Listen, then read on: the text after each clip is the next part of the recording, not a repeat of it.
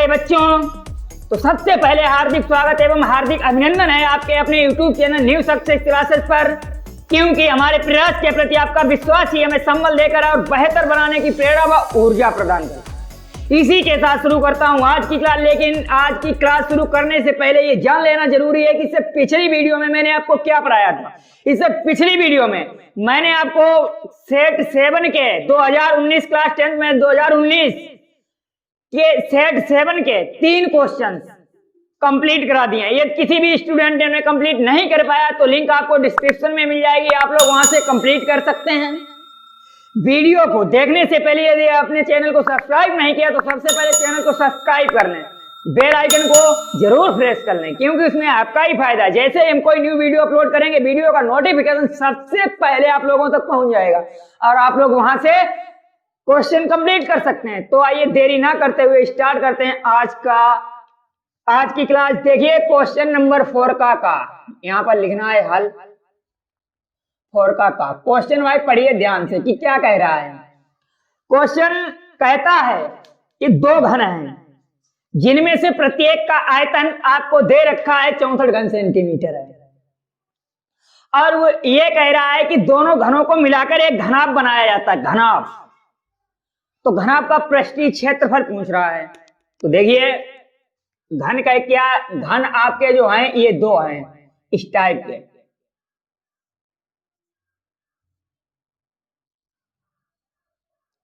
भाई लोग आप देख लेना, ये आपके घन होते हैं। इनमें से इसका भी जो आयतन है वो 64 cm³ है, घन सेंटीमीटर, और ये भी आपका एक इसी तरह का घन है। घन समान ही है, समान लंबाई है, क्योंकि उनका आयतन जब समान होगा तो ये समझ लेना है कि घन भी समान ही होंगे, ना ही उनकी कोई भुजा डिफरेंट होगी और ना ही कुछ। दोनों घन, इसका भी घन आपको 64 cm³ दे रखा है। अब कहता है जब इनको दोनों को जोड़ दिया जाता है तब एक घनाभ बनता है। घनाभ जो आपका होगा वो इस टाइप का होगा, इस टाइप का। और जो घनाभ बनेगा मेरे भाई, तो आपको देखना यह है कि आपका जो घनाभ बना है, ये जो बड़ा घनाभ बना है, इन दोनों घनों को जोड़ दिया, तब आपको ये देखना है कि इसकी जो मोटाई है भाई, मोटाई ये तो सेम ही रहेगी, लेकिन इसके जो अगर इसमें यदि हम ऐड करेंगे तो इसकी लंबाई ये है, ये लंबाई ऐड होगी, लेकिन ऊंचाई सेम रहेगी। कैसे आपको बताएंगे। देखिए ये घन है, दोनों का अलग अलग आयतन दिया गया है, लेकिन आयतन दिया बराबर ही है कि 64 घन सेंटीमीटर है। तो यहां पे लिखना है कि घन का आयतन बराबर भुजा की पावर 3 आप जो जानते हैं होता है, और जो घन का आयतन है वो आपको दे रखा है 64 भाई, दे रखा है 64 cm³ बराबर भुजा की पावर 3। जब भाई भुजा की पावर यहाँ पे 3 दे रखा है, ये आपका 4 की पावर 3 होता है बराबर भुजा की घात 3। ये भुजा की घात 3 हो जाएगा भाई। घातों से ये घात कैंसिल हो जाएगी, या फिर इस तरह से कह दो कि घातों की तुलना से, घातों की तुलना से जब घातों की तुलना करोगे तो यहां पर क्या है कि घातें ये सेम है, सेम हट जाएंगी। इनका जो बेस है, ये बेस मीन्स आधार, जो भुजा है, तो भुजा कितनी आ जाएगी 4 सेंटीमीटर, 4 सेंटीमीटर आ जाएगी भाई भुजा। जब भुजा 4 सेंटीमीटर आ जाएगी, इसका मतलब है कि जिसका घन 64 सेंटीमीटर है, इसकी जो सभी भुजाएं हैं ये कितनी है 4 सेंटीमीटर की है। ये जो भुजाएं हैं इसकी भी भाई 4 सेंटीमीटर की होंगी। क्यों? क्योंकि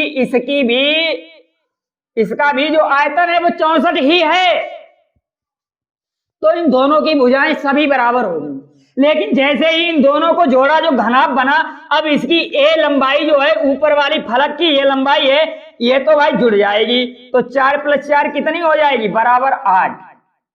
लेकिन ये ऊंचाई जो है ये सेम रहेगी, क्योंकि इनकी जो रहेगी वही तो रहेगी भाई। जैसे ये यदि हमने 2 घन लें और 2 घन इस तरह जोड़ दें तो उनकी जो ये सरफेस है ये बढ़ जाएगी, जुड़ जाएगी, लेकिन जो ये वाली है वो तो सेम ही रहेगी। वही इसका रीजन है कि ये वाली तो भुजा इसकी बढ़ गई, 8 हो गई, लेकिन ये जो इसकी मोटाई थी वो सेम रही, वो नए ना ही बढ़ेगी ना ही घटेगी, कांस्टेंट रहेगी। तो यहाँ पे देखिए घनों को जोड़ने पर घनाभ बनता है, दो घनों को जोड़ने पर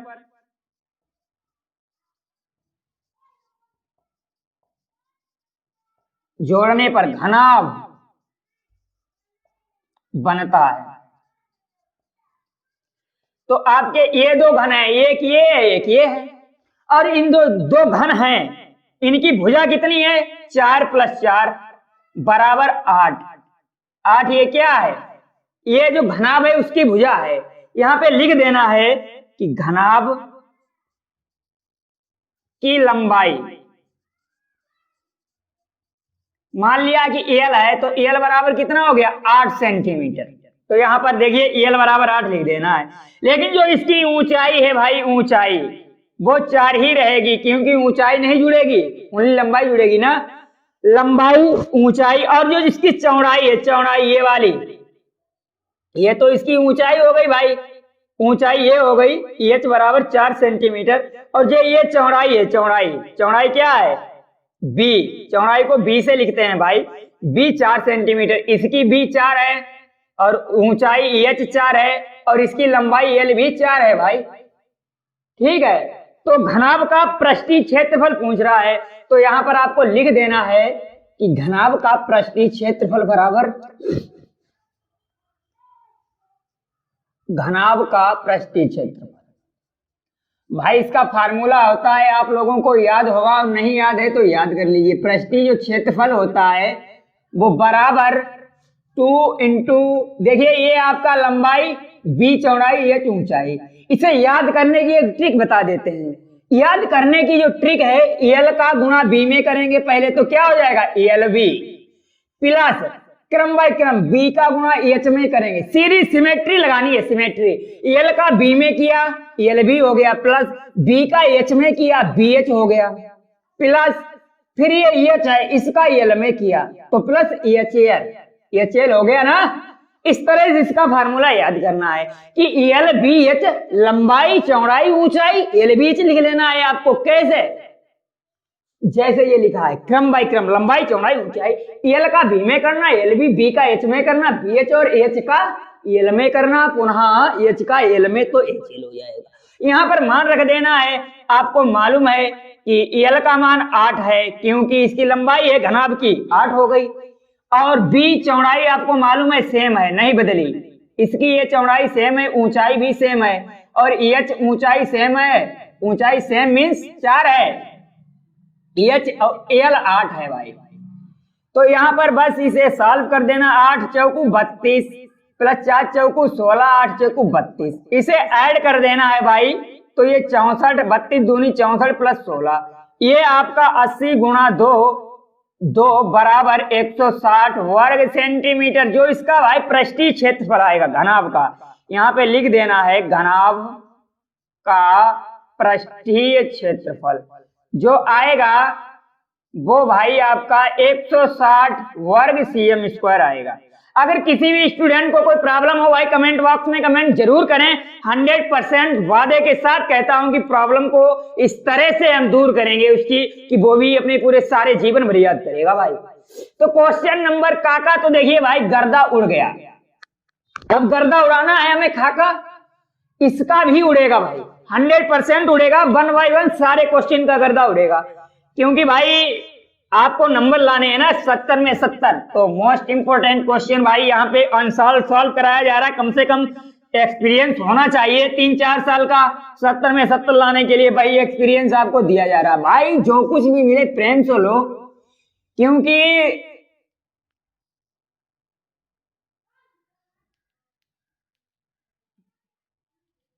तो भाई अगला क्वेश्चन देखिए, अगला क्वेश्चन है 4 का खा, देख लीजिए भाई 4 का खा।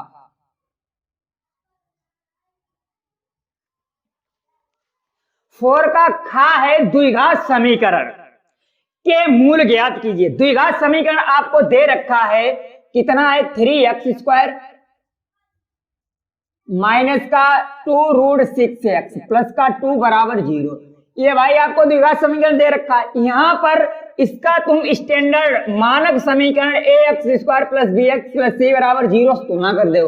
आपने जैसे ही तुलना किया आपने a बराबर फाइंड कर लिया 3 है और b बराबर फाइंड किया -2√6 है और c बराबर आपने पाया कि 2 है ना, तुलना कर दी। जब a b c के मान हमने ज्ञात कर लिए, यहाँ पर आपको a का गुणा c में करेंगे ना, तो आपको पी क्यू ऐसे गुणनखंड लाने हैं कि a का गुणा जब c में करेंगे, जैसे a आपका 3 है और c आपका 2 है, तो 6 का मैंने गुणा किया, 3 दूनी 6 आया। इसके ऐसे जो 6 है इसे पी क्यू में बदलना है, मतलब ऐसे गुणनखंड बनाना है कि यदि यहाँ पर आपका प्लस है तो जोड़ने पर 2√6 हो जाएगा। तो जैसे यहाँ पर आपका पी क्यू है तो इसके 2 गुणनखंड ऐसे करने, मान लिया कि √6 प्लस √6। भाई पी क्यू ऐसे 2 गुणनखंड होंगे, जैसे √6 है, √6 का भाई गुणा अगर √6 में करेंगे तो 6 ही आएगा 100%। क्योंकि आप जानते हो कि रूट के अंदर किसी का वर्ग करते हैं तो इस तरह से लिखा जाता है और इसका गुणा करते हैं रूट हट जाता है और अंदर वाली संख्या आ जाती है 3। तो √6 का गुणा √6 करेंगे तो 6 आएगा, रूट का गुणा रूट से करते हैं भाई रूट हट जाता है। सिंपल सी बात है, याद कर लो। तो भाई देखिए यहाँ पर आपको गुणनखंड पी क्यू मिल गए √6 प्लस √6 इंटू √6, क्योंकि √6 का गुणा √6 में करेंगे तो 6 आएगा 100%। अब लेकिन जोड़ने पर 2√6 आना चाहिए, तो जो पी क्यू ऐसे गुणनखंड है, पी प्लस क्यू बराबर कितना आना चाहिए 2√6। तो p कितना है आपका √6 और प्लस q कितना है √6 बराबर 2√6 हो गया। तो इस तरह आपके फैक्टर करने हैं a c को इस ऐसे गुणनखंडों में बदलना p और q में है कि यदि हम p और q को जोड़ दें तो 2√6 आ जाए। भाई आ गया। अब यहाँ पर इतना कर लिया, समझ लो इसका खेल खत्म हो गया। देखिए √6 प्लस √6 इंटू x प्लस का 2 बराबर 0। यहाँ पर आपका है 3x² माइनस का √6, माइनस का अंदर गुणा कर देंगे भाई, प्लस माइनस का √6 हो जाएगा, प्लस का 2 बराबर 0 हो गया। यहाँ से आपको क्या करना है, x यहाँ पर भी है, यहाँ पर भी कॉमन ले लेना है, तो 3x माइनस का √6। यहाँ पर आपको क्या करना है कि यहाँ पर आपको इसे जो √6 है आपका, इसे इस तरह लिख लो, √3 गुणा √2 लिख लिया भाई। अगर आप इसे इस तरह से लिख लोगे तो यहां पर आपका जो 2 है इसे इस तरह से लिख लेंगे, √3 गुणा √2, √2 यानी कि √2 गुणा √2 बराबर 2 आएगा भाई। 2 को इस तरह से लिख सकते हैं। तो बस यही बात है भाई, इसी तरह से यहाँ पे लिखो इसे। तो लिख लेना है, यहाँ पर देखिए ये 3 है, x है, तो इसे √3x गुणा √3x लिख लिया। यहाँ पर √6x है तो √3 और इंटू √2x लिख लिया, माइनस का ये आपका √6 है ना, तो इसे भी चेंज कर लो भाई।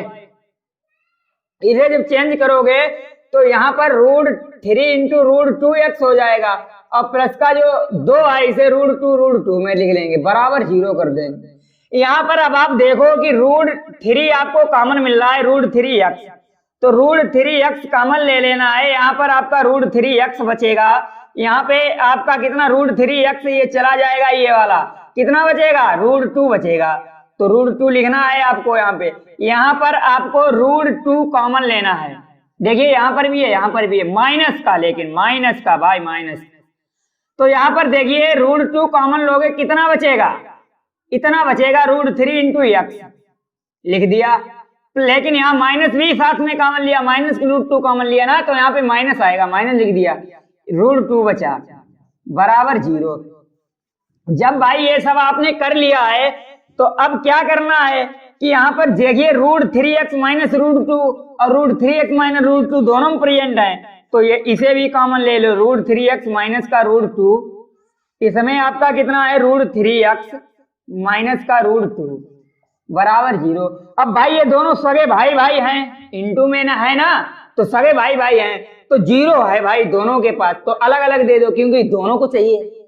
प्रॉपर्टी होती ना सगे भाई भाई की, तो आधी आधी मिलती है। इन्हें भी चाहिए, इन्हें भी चाहिए, तो दोनों को दो। तो √3x माइनस का √2 बराबर 0। तो √3x बराबर √2, x बराबर √2 अपॉन √3। तो इस तरह से x का मान आपने यहां से फाइंड कर लिया। अब यहां पर देखिए इसे देंगे तो √3x माइनस का √2 बराबर 0, x बराबर √2, लेकिन √3x बराबर x बराबर √2 अपॉन √3। तो आपके जो मूल निकल के आए हैं वो x बराबर √2 अपॉन 3 है। क्या है? √2 अपॉन 3। तो आपको यहां पर लिख देना है कि अतः समीकरण के मूल इतने हैं। यहां पे लिखना है अतः समीकरण के मूल, समीकरण जो आपको दे रखा है 3x² माइनस का 2√6 इंटू x प्लस का 2 बराबर 0 के मूल √2 अपॉन √2 कितने हैं? √2 अपॉन 3, √2 अपॉन √3 कामा √2 अपॉन √3 हैं। भैया यही इसके मूल हैं। तो आई होप आप लोगों को समझ में आया होगा। किसी भी स्टूडेंट के नहीं आया है कोई बात नहीं, दोबारा समझाएंगे, अगला क्वेश्चन समझाएंगे, गर्दा उड़ाएंगे, एक एक करके सारे क्वेश्चन का उड़ाएंगे। ठीक है, गा नंबर पढ़ लीजिए, इसको तब तक रब कर देता हूं भाई। देखिए भाई 70 में 70 दिलवाएंगे 100%, लेकिन 70 में 70 लाना है, न्यू सक्सेस क्लासेस पर रहना है भाई, छोड़ के नहीं जाना है। अगर इसे छोड़ दिया तो नंबर भी छूट गए समझ लेना, क्योंकि आपको पकड़े रहना है नंबर जब तक आ जाए फिर उसके बाद में छोड़ सकते हो भाई, कोई दिक्कत नहीं, उसके बाद में छोड़ दो कोई दिक्कत नहीं, लेकिन जब तक ना आए पकड़े रहिए भाई, पकड़े रहिए। गा देखिए अब आप कि निम्नलिखित बारंबारता सारणी से माध्यक। भाई देखिए अगर क्वेश्चन हम जानते हैं, आप लोग कंफ्यूज हो जाओगे कि माध्यक क्या होता है। अगर माध्यक और माध्य हम जानते हैं भाई, ये दोनों अलग अलग चीजें हैं। ये माध्य है, माध्य का मीन्स होता है कि x बार समांतर माध्य, जिसका माध्य है इसका दूसरा नाम है समांतर माध्य। तो भाई ये बात आपको हम बता दे रहा हूं, ये मत समझना कि माध्यक पूछ दिया तो समांतर माध्य निकाल दिया, या माध्य पूछ दिया तो माध्यक निकाल दिया। माध्य अलग होता है, माध्यक अलग होता है। माध्य मीन्स समांतर माध्य होता है जिसे x बार बोलते हैं, और बा इसका दूसरा नाम इसे पढ़ते हैं x बार व x दंड। क्या पढ़ते हैं? x दंड। यहां पर जो माध्यक है इसका मीन्स होता है माध्यिका, और माध्यिका आपको मालूम होनी चाहिए कैसे निकाली जाती है। माध्यक इट मीन्स माध्यिका, और माध्य मीन्स समांतर माध्य, अलग अलग चीजें हैं। लेकिन यहाँ पर भाई आपको माध्यक पूछा गया है तो इट मीन्स माध्यिका निकालनी है, माध्यिका। ठीक है, समझ गए होगे ना? नहीं, कभी कभी बच्चे क्या करते हैं कि माध्य निकाल देते हैं, समझ ही नहीं पाते हैं, तो इसलिए मैंने आपको अंतर बता दिया भाई। अब देखना, निम्नलिखित बारंबारता सारणी से माध्यक ज्ञात कीजिए। वर्ग अंतराल आपको दे रखा है, तो यहां पे लिखना है वर्ग अंतराल कितना है? 0 से 10 से 25 है, 10 से 25, 25 से 40, 40 से 55, और 55 से 70, और 70 से 85। इसके बाद में आपको क्या दे रखा? बारंबारता। बारंबारता निकालिए भाई। बारंबारता आपको दे रखा है 3, 10, 20 और 13 और 4। लेकिन भैया माध्यिका की बात की हमने, कहा जब भी क्वेश्चन माध्यिका की बात करे तो 100% संचयी बारंबारता निकालनी होगी भाई। अगर आपको माध्य पूछ दे, माध्य मीन्स x बार, तो आपको f(x) निकालना होता है, f इंटू f गुणा x।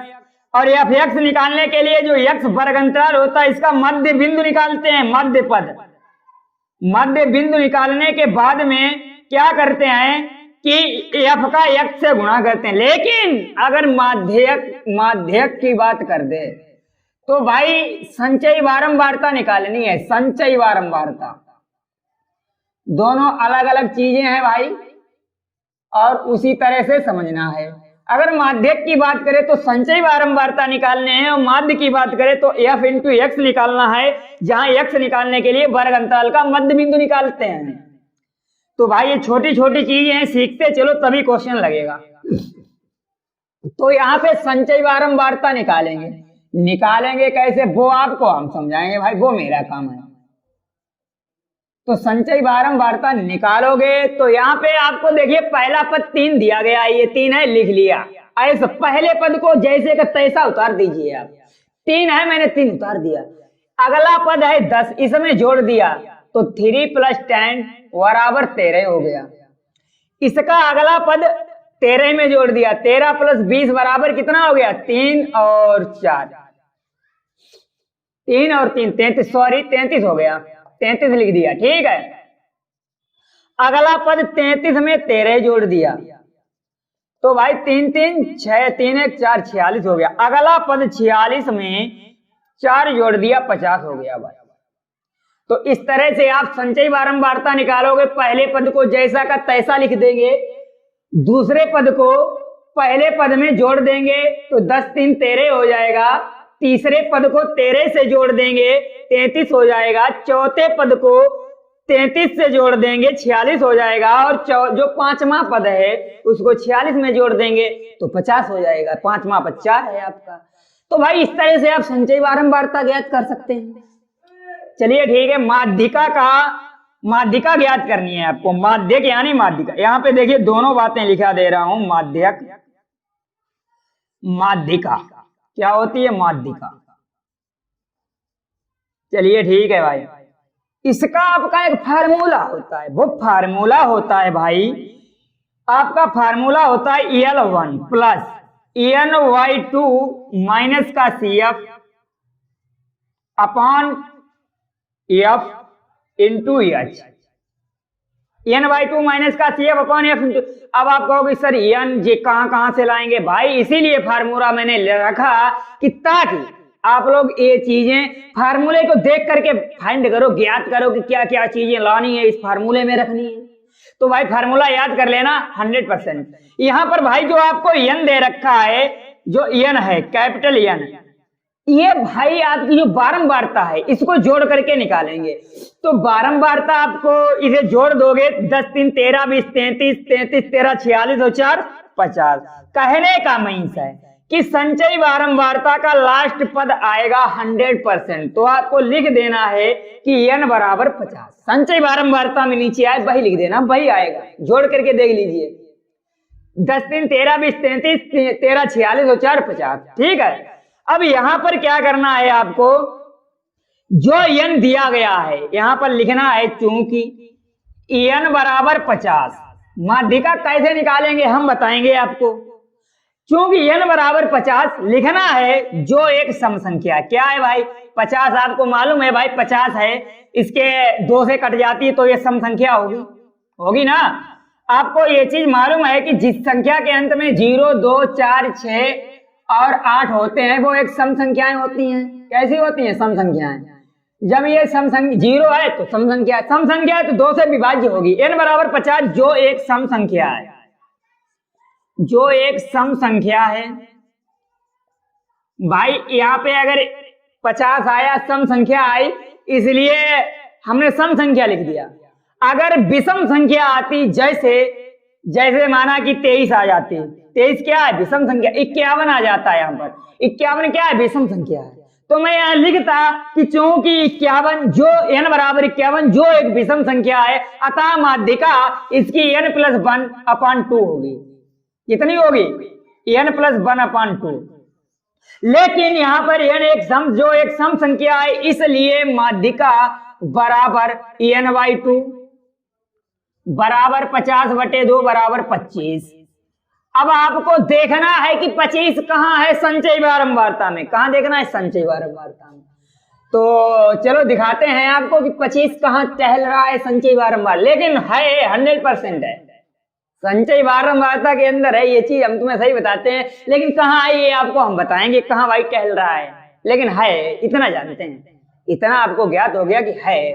तो देखिए n बराबर 25 जो एक सम संख्या है, तो जब ये सम संख्या है तो अब देखते हैं कहाँ है ये संचय बारंबारता, रही आपकी, रही इसी में टहलता होगा कहीं ना कहीं। देखिए यहाँ पर ये 3 है, मैंने अनुमान लगाया कि यार 25 है, 3 तो बहुत छोटा है 25 से, नहीं होगा, इसमें नहीं होगा। दूसरे 13 में आया, 13 भी छोटा है, इसमें भी 25 नहीं हो सकता।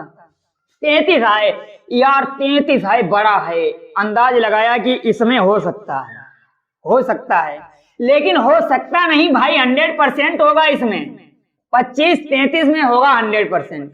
तब हमने अब जान लिया कि n बराबर 25 जो एक सम संख्या जो आपकी माध्यिका निकल के आई वो बारंबारता में टहल रही है 33 में, और 33 के सामने का जो वर्ग अंतराल है, अब इस वर्ग अंतराल को यूज करेंगे, इसी वर्ग अंतराल को यूज करेंगे, और वर्ग अंतराल को यूज करने के लिए हम आपको बताएंगे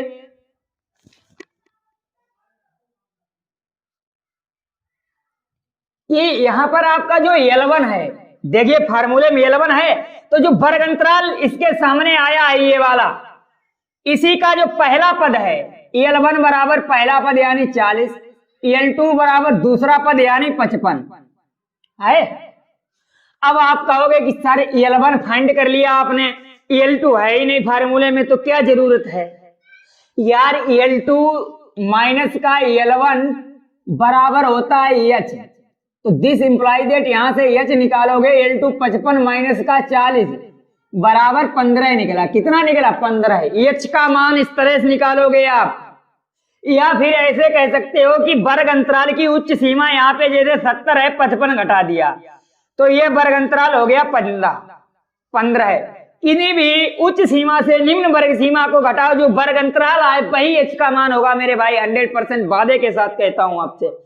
चलिए ठीक है, अब आपने n/2 आपको मालूम है ऑलरेडी, कितना है 25 है, ये लिखा है n/2 बराबर 25, तो आपको यहाँ पे लिख देना है कि n/2 बराबर 25 है, आपका लिख दिया।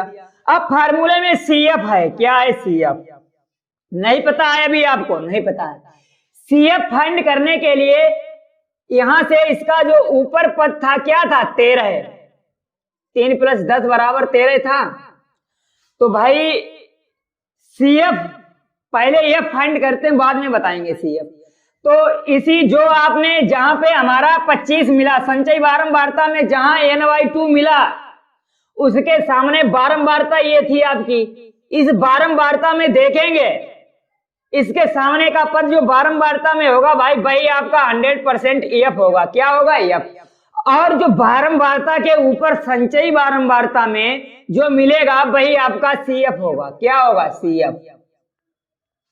संचयी बारंबारता में 25 हमें जहां मिला उसके ऊपर वाला पद जो होगा वही CF होगा, जिसे इंग्लिश में कम्युनिटी फ्रीक्वेंसी बोलते हैं, EF को फ्रीक्वेंसी यानी बारंबारता बोलते हैं। तो यहां पर अब आपको लिख देना है, क्या लिखना है भाई कि CF बराबर 13 और EF बराबर कितना है भाई आपका, EF आपने अभी लिखा है 20 है। अब आपको इस फार्मूले में L1 भी पता हो गया, n/2 भी पता हो गया, CF भी पता हो गया, F भी पता हो गया और H भी पता हो गया। जब ये सारी वैल्यूज आपने फाइंड कर लिए, फार्मूले में रख दो, फार्मूले में जब आप रख दोगे इन सारी वैल्यूज तो आपको माध्यिका निकल आएगी। तो देखिए लिखना है कि माध्यिका बराबर L1 कितना है 40 है, ये है आपका 40 प्लस n/2 कितना था 25 था, माइनस का CF कितना था 13 था, अपॉन EF आपका 20 था, इंटू H 15 था मेरे भाई, 5 चौको 20, 5 3 15। यहाँ पर आपको क्या लिखना है 40 प्लस 25 में से 13 घटाना, 15 में से 13 गए, 5 में से 3 गया 2 और 2 में से 1 गया 1 बचे, बट अपॉन 4 गुणा 3, तो 4 3 12, 40 प्लस 3 त्रिका 9, ये 3 त्रिका 9, 3 3 बचेंगे, इसे जोड़ देंगे 49। यही आपकी माध्यिका यानी माध्यक हो गया, क्या हो गया माध्यक। तो मेरे भाई इस तरह से आप लोग माध्यक ज्ञात कर सकते हो। तो आई होप आप लोगों को समझ में आया होगा, यही आपका करेक्ट आंसर है। किसी भी स्टूडेंट को ना आया कमेंट बॉक्स में कमेंट जरूर करें। अब देखना, गर्दा उड़ाना आया मैं घा का, एक एक करके सारे क्वेश्चन का उड़ेगा भाई, 100% उड़ेगा। यहाँ पे लिख देता हूं क्वेश्चन नंबर घा। अब आप लोग नोट करते होगे नोटबुक में तो अच्छी तरह से समझ में आएगा, 100% आएगा। अगर नहीं करते हैं तो इसको रफ करते हैं, आप लोग स्क्रीनशॉट ले सकते हैं। तो चलिए भाई स्टार्ट करते हैं अगला क्वेश्चन नए जोश और नए शोर के साथ। हमारे प्रयास के प्रति आपका विश्वास ही हमें संबल देकर और बेहतर बनाने की प्रेरणा व ऊर्जा प्रदान करता है। अगर आप लोग पढ़ते रहोगे 100% वादे के साथ कहूंगा हीरो बना के ही छोड़ेंगे। 70 में 70 भाई लाने हैं आपको, 70 में 70 वादे के साथ कहता हूं। अगर आप 3 साल का एक्सपीरियंस न्यू सक्सेस क्लासेस पर मिल रहा है, अगर आपने ये एक्सपीरियंस झेल लिया तो 100% आएंगे आपके। देखिए क्वेश्चन नंबर घा की है बारी, इसके साथ नहीं करनी है कोई यारी भाई, यारी नहीं करेंगे। घा क्वेश्चन कहता है कि वो केंद्र का कोई एक व्रत है, ये व्रत है जिसका केंद्र आपको ओ दे रखा है और कह रहा है कि इस व्रत से, चित्र आप देख सकते हो, कह रहा है कि वो केंद्र का एक व्रत है, इस व्रत के केंद्र से बिंदु ए पर कुछ दूरी पर कोई बिंदु ए है और इस ए से 2 स्पर्श रेखाएं खींची जा रही हैं इस तरह की।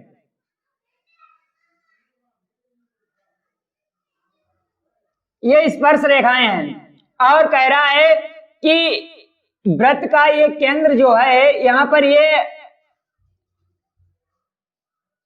इस पर लंब है, क्वेश्चन में दे रखा है। और आपको भी मालूम होना चाहिए कि स्पर्श बिंदु से व्रत के केंद्र पर डाले गया जो लंबाई होती है भाई व्रत की त्रिज्या होती है, ये व्रत की त्रिज्या के बराबर तो है लेकिन लंब है, लंब भी होता है तो ये 90 डिग्री का है।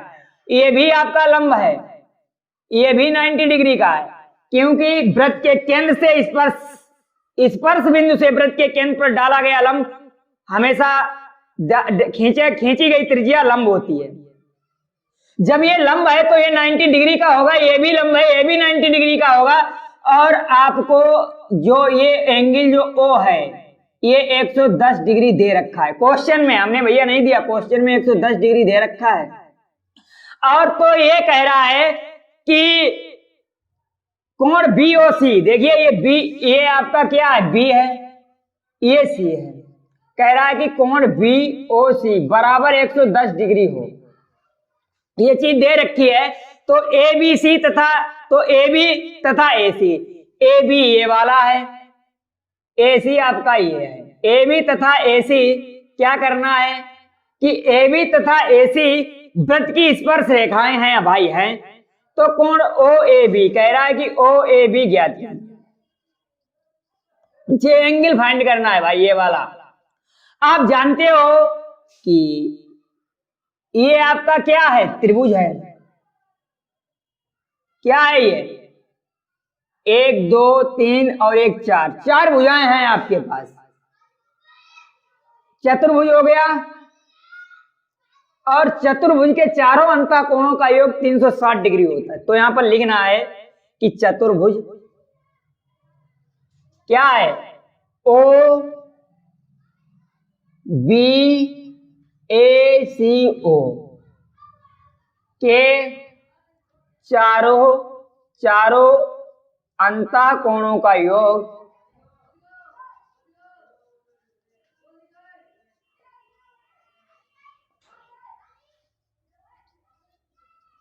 180 डिग्री होता है। जब भाई इनके चारों 360 डिग्री होता है चतुर्भुज के चारों अंतःकोणों का। जब भाई ये 360 डिग्री होगा तो आपको लिखना है कि कोण ए, ये कोण ए है आपका, प्लस कोण बी ये वाला, प्लस कोण सी ये वाला, कोण ओ प्लस कोण ओ बराबर 360 डिग्री। चारों कोण हो गए, देखना 1 2 3 4। कोण ए आपको ज्ञात ही करना है, लिख लिया। कोण बी 90 डिग्री दे रखा है, कोण सी ये भी 90 डिग्री दे रखा है, और कोण ओ ये आपको 110 डिग्री दे रखा है बराबर 360 डिग्री। यहां पर कोण ए प्लस इसे ऐड करोगे 90 degree plus 90 degree 180 degree plus 110 degree बराबर 360 डिग्री। इसे ऐड कर देना है भाई, तो कोण ए प्लस यहाँ पे जीरो में जीरो को जोड़ेंगे, जीरो आएगा 8 और 1 9, 1 1 2 प्लस बराबर 360 डिग्री।